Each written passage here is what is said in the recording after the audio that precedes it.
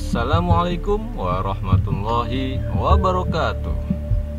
Selamat pagi, siang, sore, atau malam untuk para sahabat channel Ada Kisah. Semoga para sahabat senantiasa diberikan kesehatan dan keberkahan oleh Tuhan Yang Maha Esa.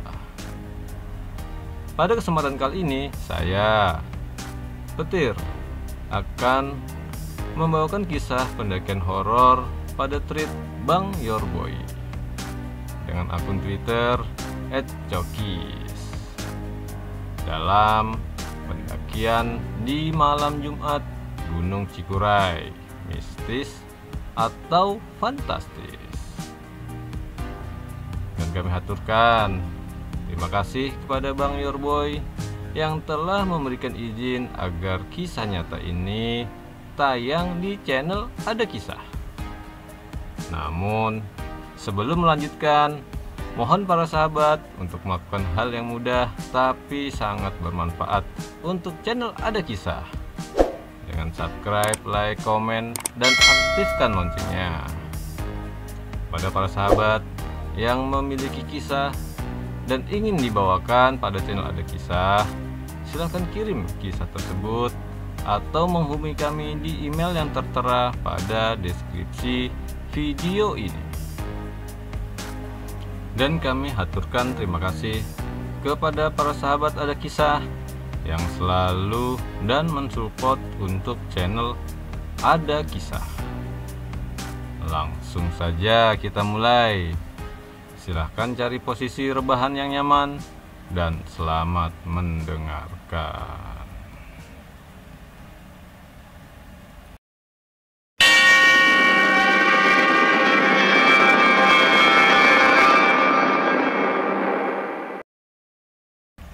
Ini pendakian kedua saya di Gunung Cikuray. Pendakian pertama hampir bisa dibilang tidak cukup nyaman karena cuaca yang buruk hingga didatangi penunggu Cikuray.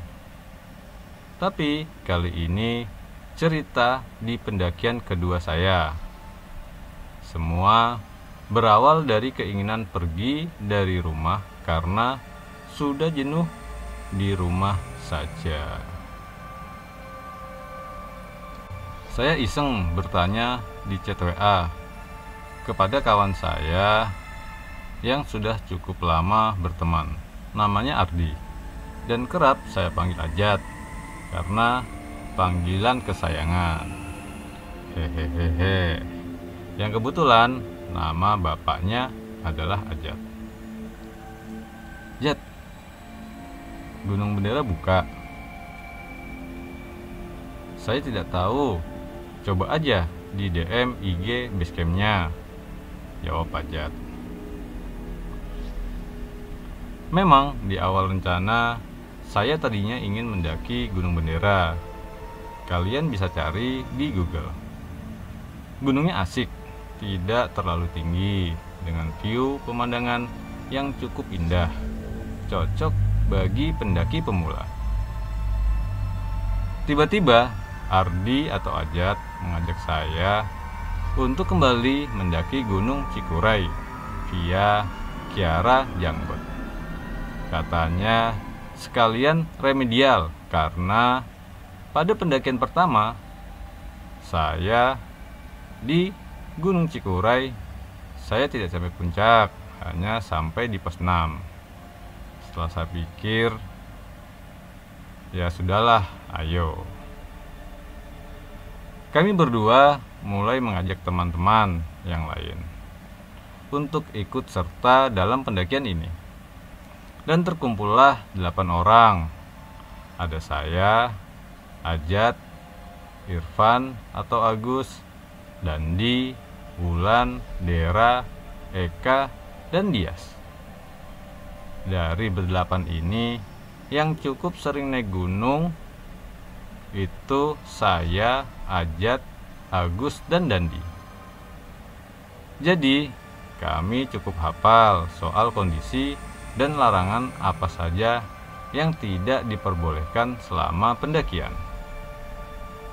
Singkatnya, pada tanggal 8 Juli 2020. Hari Rabu jam 9 malam, kami berangkat dari rumah Ajat menggunakan motor menuju rumah Dandi. Karena Dandi ini orang Garut yang rumahnya cukup dekat dengan jalur pendakian Gunung Cikuray. Ternyata orang tua Dandi penjaga di salah satu SMP di Garut. Jadi kami numpang tidur di SMP tersebut. Sekolahnya cukup luas dengan pepohonan yang lumayan rimbun. Kami tiba di situ pada jam 11 malam. Karena yang lain sudah lelah selama perjalanan, mereka tidak lama terlelap. Kecuali kami bertiga, saya, Ajat, dan Agus. Kami berbincang sedikit di tengah malam di luar ruangan. Jos, pendakian kali ini harus sampai puncak. Kamu kan remedial, ujar Ajat kepada saya. Bukan bagaimana cara agar sampai puncak, tapi bagaimana pulang dengan selamat, jawab saya. Ah, maneh mah lemah, teriak Ajat kepada saya sambil tertawa. Kami memang cukup dekat sedari SMP, jadi ledekan-ledekan sudah tidak baper lagi. Tiba-tiba Agus bertanya kepada saya sambil sedikit berbisik. Jos, kamu bawa untuk jaga-jaga? FYI, teman-teman, Agus dan saya keturunan asli Jawa. Jadi kami memang sangat kental akan hal-hal gaib macam itu. Mungkin teman-teman tahu apa yang dia maksud. Tiba-tiba yang tadinya angin sepoi-sepoi seketika berhenti seiring munculnya pertanyaan itu. Dan saya jawab, "Ah, tidak. Untuk apa membawa seperti itu? Berdoa saja kepada Tuhan," jawab saya.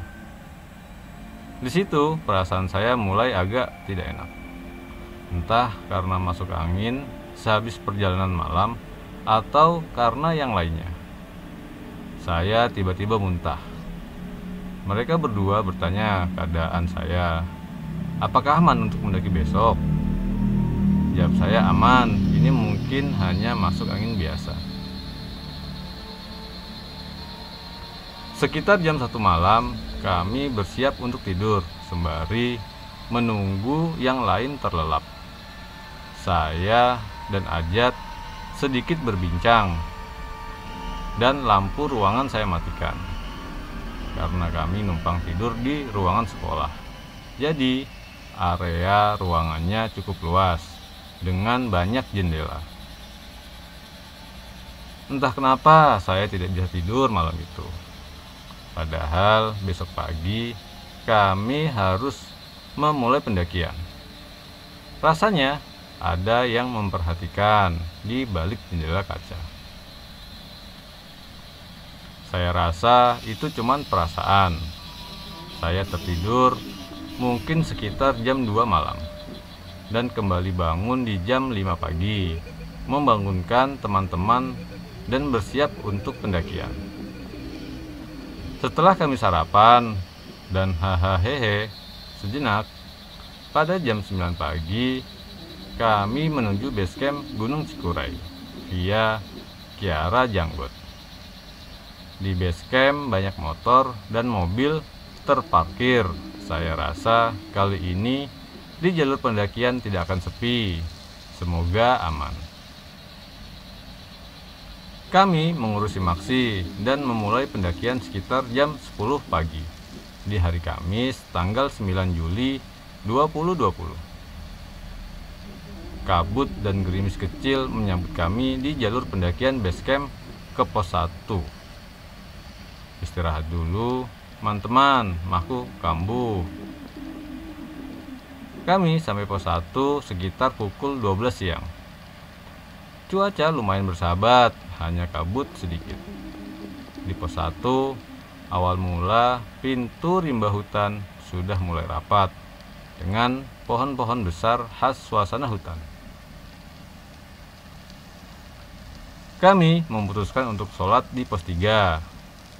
Perjalanan dari pos 1 hingga pos 3 cukup lancar, meski beberapa teman kewalahan karena pendakian perdana mereka. Trek dari base camp menuju pos 3 lumayan terjal dengan tanah yang lumayan licin karena hujan tadi malam. Singkatnya, kami sholat di pos 3 sekitar pukul 2 siang hari. Karena bergantian sholat dan istirahat untuk makan roti dan cemilan lainnya menyita cukup banyak waktu, saya memutuskan untuk menuju pos 4 seorang diri, meninggalkan teman-teman yang masih asik berbincang. Bos, saya duluan, nanti saya tunggu di pos 4. Tanya saya kepada teman-teman. Di perjalanan, seorang diri menuju pos 4, saya merasa ada yang sedikit aneh. Tapi ya sudahlah, mungkin hanya lelah. Di tengah perjalanan saya bertemu 3 orang pendaki turun. Saya bertanya soal keadaan di atas dan cuaca kemarin. Info dari mereka, kabut sangat tebal dan si Bagas standby di pos 6.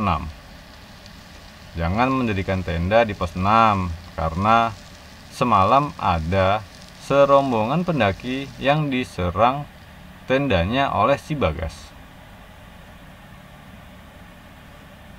Bagi teman-teman yang belum kenal si Bagas, Bagas adalah julukan kesayangan kami untuk babi Cikuray yang ukurannya lumayan besar dan kerap menyerang tenda untuk mencari makan. Bagas itu singkatan babi ganas. Setelah saya ngobrol sedikit, saya melanjutkan perjalanan menuju pos 4. Nafas mulai ngos-ngosan. Badan juga sudah mulai lelah menggendong tas carrier yang lumayan berat. Di tengah perjalanan, saya melihat ada satu orang pendaki dengan raut wajah bingung dan gelisah, memakai celana pendek dan tas carrier warna oranye. Saya menyapa dia, namun tidak ditanggapi olehnya. Entah sedang mencari apa, raut wajahnya begitu aneh. Tidak seperti pendaki lain, pokoknya aneh saja. Ditanya pun dia diam saja. Akhirnya saya lanjut berjalan meninggalkan pendaki itu. Saya duduk sebentar beristirahat sambil nunggu yang lain. Tidak lama Dandi menyusul saya dan jalan duluan menuju pos 4. Singkatnya, saya tiba di pos 4 sekitar jam 3.30 sore. Tidak lama disusul Agus dan Dias. Saya bertanya kepada mereka, apakah tadi berpapasan dengan 3 orang pendaki? Agus menjawab, iya, kami berpapasan. Saya bertanya lagi, kalau pendaki yang sendirian pakai celana pendek, pakai carrier oranye? Mereka diam, tidak ada yang menjawab. Katanya cuma ada 3 pendaki turun. Kalau yang sendiri tidak tahu. Saya mulai merinding mendengar itu dan terdiam sejenak. Dandi menjawab, tah eta jurik Cikuray. Omongan Dandi waktu itu sebenarnya kelewatan karena di dalam pendakian dilarang berbicara sompral. Gunung ibarat rumah dan kita cuman tamu. Jadi sikap dan kata-kata harus dijaga sebaik mungkin. Tidak lama teman-teman yang lain menyusul kami di pos 4. Sembari yang lain beristirahat, saya, Dandi, dan Dias dan Agus melanjutkan perjalanan menuju pos 5. yang jalurnya bisa dibilang sulit dengan kemiringan yang lumayan curam.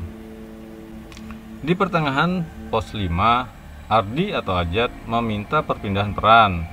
Saya menjadi sweeper di paling belakang dan dia jalan di depan. Dan sampailah kami di pos 5 sekitar pukul 4.30 sore.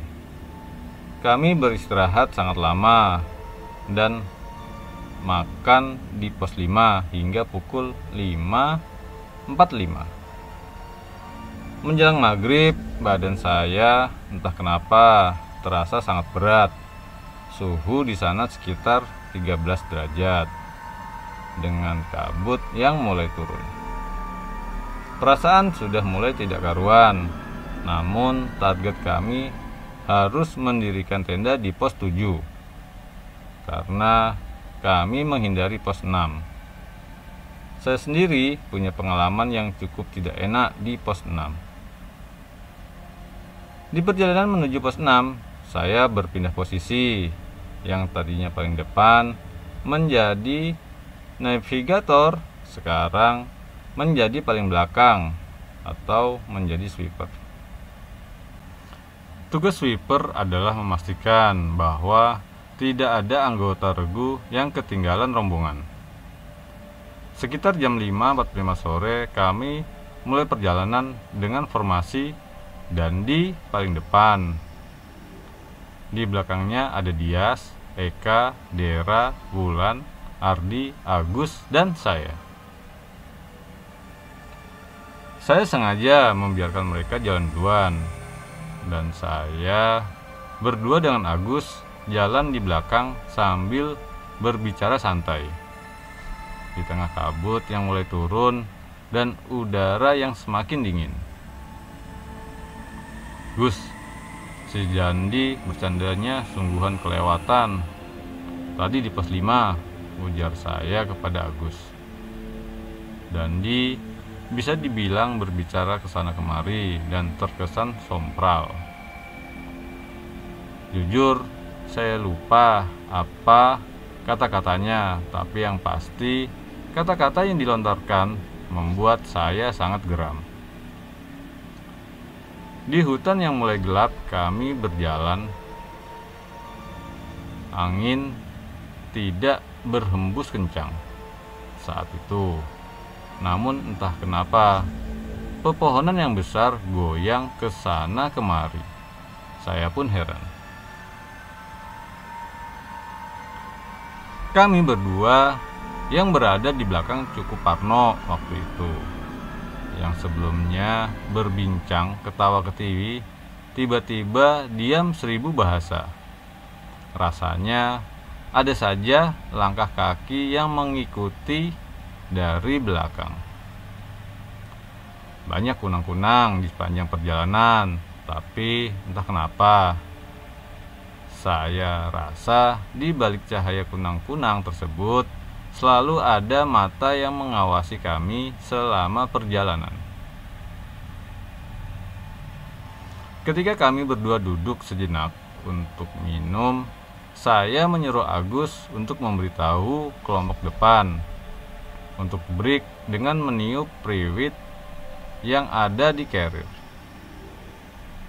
Saya duduk di antara akar pohon. Agus duduk tepat di akar pohon yang ada di bawah saya, sembari mengistirahatkan pundak. Saya meneguk air dalam botol. Nikmatnya air bening ini melewati tenggorokan. Saya menengadahkan kepala ke atas, melihat rimbunnya pepohonan dan betapa terkejutnya saya ketika melihat sekelebat bayangan hitam turun dari atas pohon. Jantung rasanya berdebar, badan kaku. Namun Agus seketika menepuk kaki saya. Jos, aman Jos, ayo lanjut, sudah mau maghrib. Saya berusaha menenangkan diri sembari berpikir, apa tadi yang loncat turun dari pohon? apakah makhluk yang sama dulu ketika pendakian pertama saya ke gunung ini. Saya segera menyusul teman-teman di depan. Kami mencari tanah landai untuk bergegas sholat maghrib. Waktu itu posisinya Ajat di paling kiri sebagai imam, disusul Eka, dia, saya, dan Agus. Sedangkan Ulan dan Dera di belakang kami. Ketika hendak sholat, Agus entah kenapa selalu melihat ke atas. Mungkin dia merasakan ada sesuatu yang memperhatikannya, karena saya pun merasakan hal itu. Kami pun sholat, tapi ketika rakaat kedua di sujud ada yang menarik kaki kanan saya. Saya berusaha tenang sembari meneruskan bacaan sholat. Seusai sholat, muka Dandi seperti orang ketakutan, entah habis melihat apa. Dia menyarankan agar kami berjalan berdekatan saja, jangan berjauhan. Kami menuju perjalanan ke pos 7, menembus kabut yang sangat tebal. Mungkin jarak pandang saat itu hanya sekitar 4 meter. Suhu sudah semakin dingin, sekitar 10 sampai 9 derajat Celcius. Badan kami semua sudah lelah. Kami sampai di pos 6 sekitar pukul 7. Tidak mau berlama-lama karena di pos 6 tempat si Bagas biasanya mangkal. Kami langsung menuju pos 7. Rute perjalanan bisa dibilang cukup sulit dengan medan yang terjal. Langkah terasa sangat berat. Saya berkali-kali duduk karena merasa badan makin berat. Namun Dandi sangat bawel waktu itu. Dia selalu berkata, "Ayo cepat jalan, ayo cepat." Saya lumayan geram dengan anak ini karena sudah malam hari dengan kabut tebal dan badan yang mulai lelah, seperti dia tidak merasakan saja bagaimana lelahnya badan ini. Saya melihat muka teman-teman memang sudah sangat kelelahan, apalagi Dera yang bisa dibilang baru kali ini naik gunung. Belum lagi Cikuray via Kiara yang treknya lumayan sulit. Waktu sudah menunjukkan pukul 8.30 malam. Jalur ditutupi kabut tebal dan gerimis yang tipis. Anehnya, pohon di kiri kanan jalur bergoyang ke sana kemari, padahal tidak ada angin.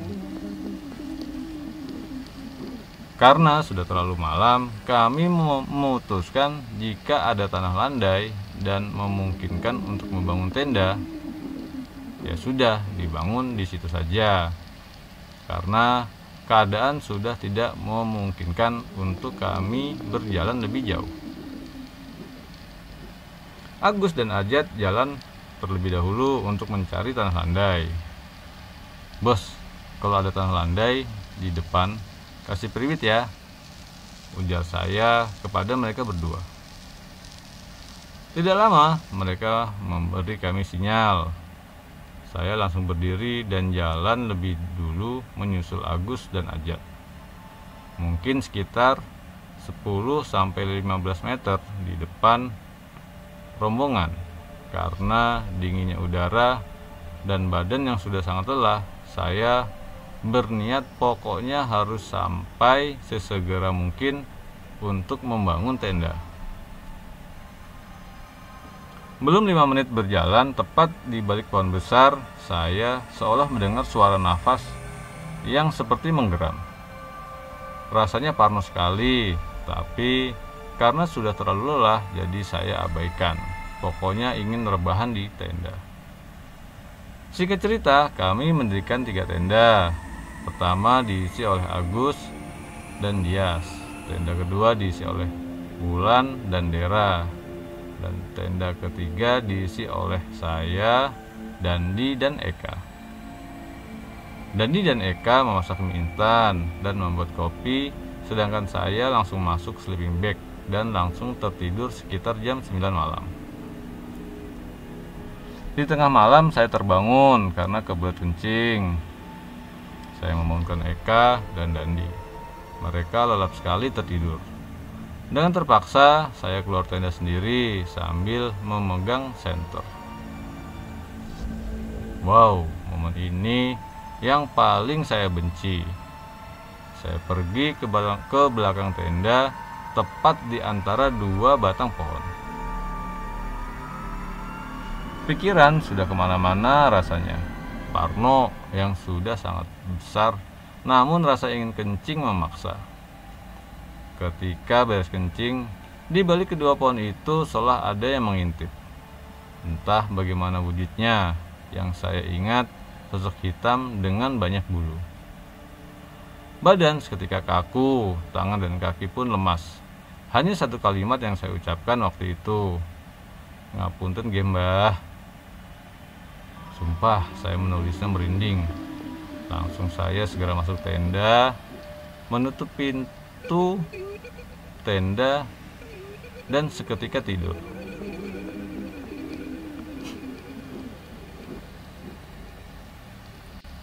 Keesokan harinya cuaca lumayan cerah, hanya hujan hingga jam 12 siang. Kami pergi ke puncak sekitar jam 11 dan turun kembali menuju tenda sekitar jam 1 siang. Kami langsung packing dan mulai perjalanan pulang sekitar jam 3 sore. Di awal perjalanan pulang, kelompok kami terbagi dua. Saya, Wulan, Agus, dan Dandi dan Dias. Di depan Eka, Dera, dan Ajat di belakang.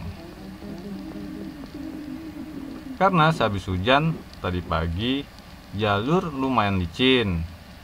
Saya beberapa kali terpleset. Sekitar jam 4 kurang kami sampai di pos 6. Di situ dan langsung melanjutkan menuju pos 5. Di tengah perjalanan menuju pos 5, Dias, Agus, dan Dandi meninggalkan kami berdua. Ketika berjalan sekitar jam 5, saya mendengar suara-suara dari sebelah kiri.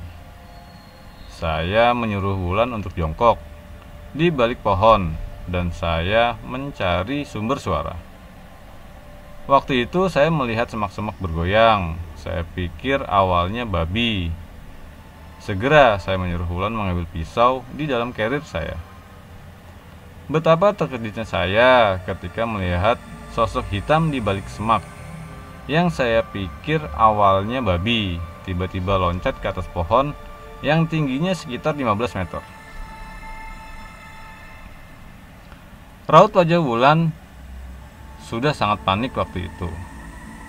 Namun saya menyuruh dia untuk tidak melihat ke arah pepohonan. Saya menyuruh Wulan untuk tetap tenang, jangan buat gerakan yang tiba-tiba pokoknya. Jangan panik, apapun yang terjadi jangan lari. Dia bertanya, "Itu apaan, Ji?" Saya jawab, "Cuman monyet." Kami berjalan dengan hati-hati. Tangan kanan saya memegang pisau dan tangan kiri memegang carrier Wulan. Takutnya dia lari dan kami terpisah, malah lebih bahaya lagi. Syukurnya di depan kami bertemu 3 pendaki naik. Wulan berkata kepada mereka, "Hati-hati, di depan ada monyet." 3 pendaki itu kebingungan dan saya pun tidak berkata apa-apa selain senyum kepada 3 pendaki tersebut. Kami berdua sampai di pos 5 sekitar jam 5.20. Hari mulai gelap, kabut mulai turun. Tidak lama kami berdua langsung bergegas menuju ke pos 4 karena sudah tertinggal lumayan jauh dengan rombongan di depan. Saya menyuruh Wulan jika azan maghrib kita harus berhenti dulu. Ketika azan maghrib, saya sudah melihat pos 3 di depan dan ada lampu pendaki. Tetapi ketika sampai pos 3 tidak ada apa-apa dan tidak ada siapa-siapa. Wulan berkata, "Kamu ngelindur, Ji." Padahal dengan sangat jelas saya melihat lampu pendaki yang akan naik di pos 3. Setelah azan selesai, kami bergegas menuju pos 2. Entah kenapa, rasanya di belakang saya selalu ada langkah yang mengikuti. Akhirnya kami sampai di pos 2. Ada sekelompok pendaki yang hendak naik waktu itu. Saya bertanya, apakah melihat 3 orang pendaki turun tadi? Kata mereka, baru aja turun tadi. Saya dan Wulan segera mengejar Dandi dan yang lain, namun tidak terkejar. Hingga sampailah kami di pos 1. Sekitar jam 7 malam, ada warga yang berjualan kopi dan teh waktu itu. Rasanya lega sudah sampai pos 1. Namun, justru medan dan suasana yang sulit ada di sini. Karena jalan yang kecil dan tanah yang licin, kami beberapa kali terjatuh dan beberapa kali istirahat minum hingga tidak terasa air minum habis. Saya beberapa kali muntah-muntah, rasanya badan seperti ditarik ke belakang, seolah-olah ada yang memanggil, "Jangan pulang di sini aja, temani saya." Untungnya ada pipa saluran air warga yang menyambung ke mata air. Di bocoran pipa itu, saya menampung air ke dalam botol. Rasanya segar sekali meneguk air dari mata air. Jam 8 malam kami sampai di jalan aspal perbatasan antara kebun warga. Rasanya lega sekali bisa sampai di situ. Sudah merasa aman. Namun, Ardi, Dera, dan Eka masih jauh di belakang. Entah masih di mana, mungkin di pos 3. Agus memanggil saya untuk istirahat di warung. Saya langsung meletakkan carrier dan rebahan di teras warung. Seketika tertidur karena saking lelahnya. Saya dibangunkan Agus untuk makan dan saya menanyakan bagaimana rombongan Ajat. Katanya belum sampai. Kami segera memberitahu pengurus base camp. Entah, kawan kami di belakang yang belum juga turun. Waktu menunjukkan pukul 9 malam. Kami semua mulai panik. Untungnya pengurus base camp sangat gesit dan memberitahu kami apakah Ajat bisa dihubungi lewat WA. Untungnya WA daerah bisa dihubungi. Mereka sedang ada di pos 2. Dan meminta untuk dievakuasi karena ternyata daerah terjatuh di pos 3 dan digendong oleh Ajat sampai pos 2. Rombongan Ajat dievakuasi oleh ranger dan sampai di base camp sekitar jam 10. Kami semua bersyukur bisa sampai bawah dengan selamat walaupun terkendala selama perjalanan. Kami tidak sadar ternyata kami mendaki di malam Jumat, entah hanya kebetulan atau apa. Namun, sepanjang perjalanan, kami merasa ada yang mengganjal di hati. Singkatnya, kami bermalam di base camp dan memutuskan untuk pulang esok hari. Kami berangkat dari base camp menuju Bandung sekitar jam 8 pagi dan sampai rumah sekitar jam 12 siang. Syukurlah tidak kurang satu apapun. Bisa pulang dengan selamat. Cikuray memang gokil sih cuacanya, capeknya, candanya, sampai mistisnya. Memang tiada duanya. Saya rindu pendakian. Sesulit itu mungkin suatu saat saya akan kembali ke sana dengan orang-orang baru, pengalaman baru, dan tentunya cerita yang baru. Terima kasih untuk teman-teman yang sudah membaca tweet saya. Maaf jika lama, karena mah saya akhir-akhir ini kambuh dan banyak urusan yang harus saya kerjakan. Mungkin tulisan ini banyak salahnya karena ini tweet perdana saya. Jadi mohon dimaklumi, di like dan di retweet jika suka, agar orang lain setidaknya tahu cerita saya. Sekali lagi, terima kasih teman-teman. Stay safe dan mari kita jelajahi alam Indonesia yang indah dan penuh misteri ini. Dan bagi yang belum pernah coba naik gunung, saya sarankan untuk setidaknya 1 kali seumur hidupmu untuk mencoba naik gunung. Mungkin ada yang kapok dan ada yang candu. Saya termasuk tipe yang kedua. Jangan lupa, jika masih awam, pergi ke gunung, ajak orang yang setidaknya sering dan tahu bagaimana cara aman naik gunung.